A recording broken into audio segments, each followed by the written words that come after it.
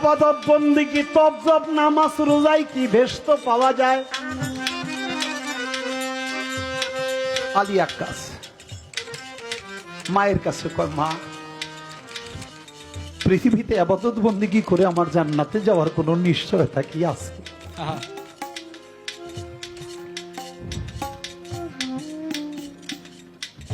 মা বলে নাই।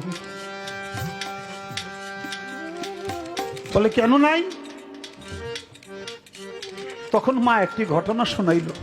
বাবা রে, পৃথিবীতে কোন এক ব্যক্তি কাছে কোন এক ব্যক্তির ইবাদতে আল্লাহ খুশি হয়েছে, জিজ্ঞাসা করছে তুই কি চাস? ওই বান্দা বলছে, আল্লাহ আমি তোমার কাছে 500 বছরের আয়ু চাই। বাবা দুনিয়াতে অসুখে ঘরে ঘুরে থাকলে আল্লাহ আমার বাঁচাও, আল্লাহ আমার বাঁচাও। যদিও কষ্ট সহ্য করতে না পাইরে কেউ কেউ কয়, আল্লাহ তুই আমার লইয়া যা। কেউ যদি যায় যে আমি তোর এখনই মাইরে ফেলামু, তাড়াতাড়ি ডাক পরে আমারে বাঁচাও বাঁচাও। মানে মরতে চায় না, কিন্তু অবশ্যই মরতে হবে। কুল্লে নাফসিন যায়কাতুল মউত। তুই বান্দা কয়, আল্লাহ যখন তুমি আমার উপরে রাজি হইছো, আমি যা চামু তাই দিবা। যে হ্যাঁ তুই কি চাস? কয় আমার 500 বছরের আয়ু দেও। তা আল্লাহ কয় 500 বছর আয়ু দে, তুই করবি কি? এতদিন আয়ু দে করবি কি? আল্লাহ তোমার ইবাদত বন্দেগী করুম, নামাজ রোজা পড়ুম, সাধন ভজন করুম। কয় ঠিক আছে দিলাম। আল্লাহ তো কইলেই হয়ে যায়। 500 বছরের আয়ু দিয়ে দিছে। ইবাদত বন্দেগী করতে করতে করতে করতে 500 বছরের আয়ু প্রায় শেষ। ডাক দিয়ে কয়, আল্লাহ 500 বছর তো আমার প্রায় শেষ হয়ে গেল, এখন কি আমার মরতে হবো? আল্লাহ কয় কুল্লে নাফসিন যায়কাতুল মউত। পৃথিবীর সবচেয়ে সত্য হলো আপনার মৃত্যুর স্বাদ গ্রহণ করতেই হবে। কয় আল্লাহ আমি মরার পরে আমার তুমি রাখবা কোথায়? হয়তো বাজাও, আল্লাহ আমার রাখবা কোথায়? আল্লাহ তার জবাব করে, বান্দারে আমি তোর দুজকের ভিতরে রাখুন। ওই লোকটা সিট করছে, হায় হায় আল্লাহ তুমি কও কি? 500 বছর বইরে তোমার ইবাদত করলাম, নামাজ রোজা করলাম, কত কিছু করলাম, তারপরে তুমি আমার দুজকে রাখবা?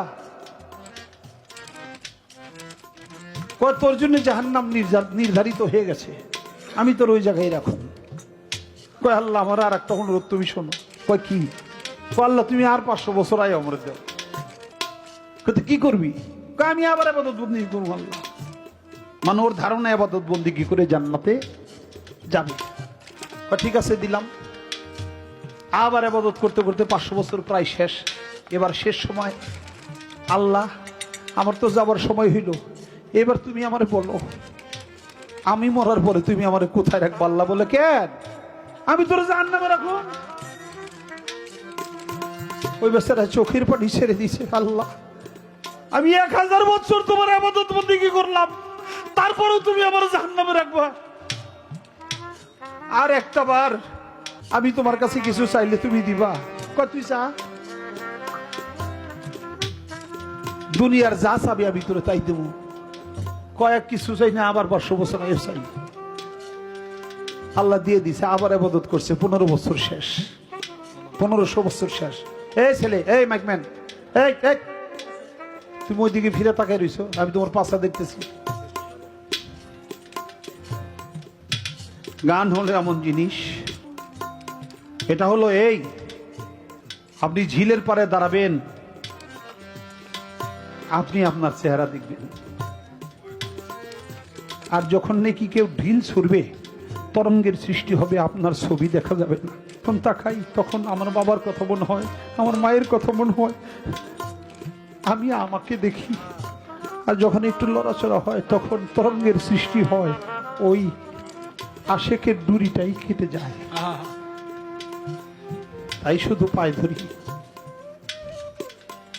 বাজান বলে, আল্লাহ এবার তো শেষ হলো 1500 বছর, আমার এখন তুমি মরার পরে কোথায় রাখবো? আল্লাহ কই, কেন ওই তোর পূর্বের জায়গায় রাখো, জাহান্নামে রাখো। একটা চিৎকার দিয়ে উঠছে, আল্লাহ 1500 বছর তোমার কাছে তোমার ইবাদত বন্দেগী করলাম, তারপর আমার তুমি জাহান্নামে দিবা? আমার ভাগ্যে জান্নাত জুটবে না। আমার শেষ একটা অনুরোধ, আমি আর দুনিয়ার কোনো আয়ু চাবো না। তুমি আমার একটা অনুরোধ শোনো, তোমার কাছে আমি ব্যস্ত চাবো না। আল্লাহ কইতে চা কি চাবি? কয় আল্লাহ তুমি আমার দেহটা রে এত বড় এত বিশাল বড় করে দাও যে আমার একটা দেহ যেন তোমার 7 রাত দুজকের ভিতরে ঢুকে তোমার 7 রাত দুজক হইয়া যায়।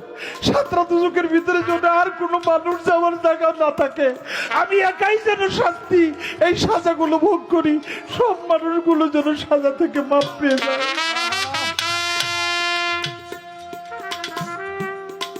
আমি তোমার কাছে আর কোন আয়ু চাই না, আমি তোমার কাছে ধন দৌলত চাই না, আমি তোমার কাছে জান্নাত চাই। আল্লাহ আমার দেহটা শুধু বিশাল করে দাও, এই বিশাল দেহটা যেন তোমার 7 রাত দুজক ঘুরে যায়, আমার কারণে আর জানি কেউ জাহান্নামে যাওয়ার কোনো জায়গা না পায়।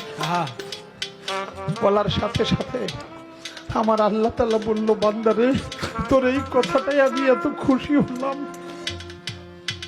তোর জায়গাটা জাহান্নাম মুক্ত করে বিনে হিসেবে আমি তোরে আমার জান্নাতের মেহমান বানিয়ে দিলাম। সুবহানাল্লাহ।